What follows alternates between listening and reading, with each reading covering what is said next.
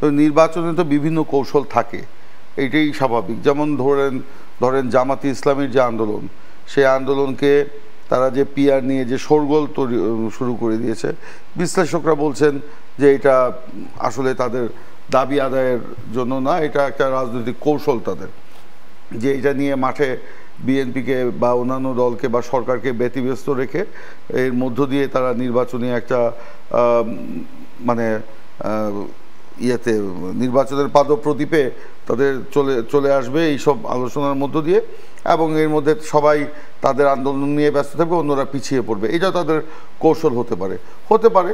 কিন্তু এরকম চাতুর্যপূর্ণ কৌশলে বিএনপি পা দিবে না। বিএনপি যদি কৌশল থাকে প্রকাশ্যে সেটা আপনারা দেখতে পারবেন। কৌশল কি হতে পারে বিএনপির?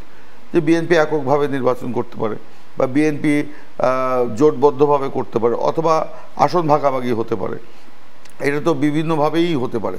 কারণ আমরা যখন এই ফ্যাসিবাদ হাসিনা বিরোধী আন্দোলন করেছি, তখন আমাদের একটা ঘোষণাই ছিল, এই যারা আমাদের সাথে একত্রে আমরা আন্দোলন করেছি, আমরা সকলে একত্রে নির্বাচন করব, এবং জাতীয় নির্বাচিত হওয়ার পর নির্বাচনের পর বিএনপি যদি একাই 200 আসনও পায়, তারপরেও আমরা অন্যান্য আমাদের আন্দোলনের সঙ্গীদের নিয়ে আমরা জাতীয় সরকার গঠন করব। এটা তো প্রকাশ্য ঘোষণা আমাদের আছেই।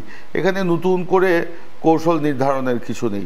তবে আজকে এই যে ছাত্র গণ অভ্যুত্থানে যে আকাঙ্ক্ষা, সেই আকাঙ্ক্ষা বাস্তবায়নের ক্ষেত্রে আমাদের যে যদি কোনো কৌশল অবলম্বন করতে হয় সেটা করব, সেখানেও আমাদের কোনো দ্বিধা থাকবে না। তবে সেই কৌশল নিশ্চয়ই চাতুর্যপূর্ণ হবে না। সেই কৌশল জনগণকে সাথে নিয়ে জনগণের জন্য, জনগণের কল্যাণে সেই কৌশলটা আমাদের নির্ধারণ করতে হবে।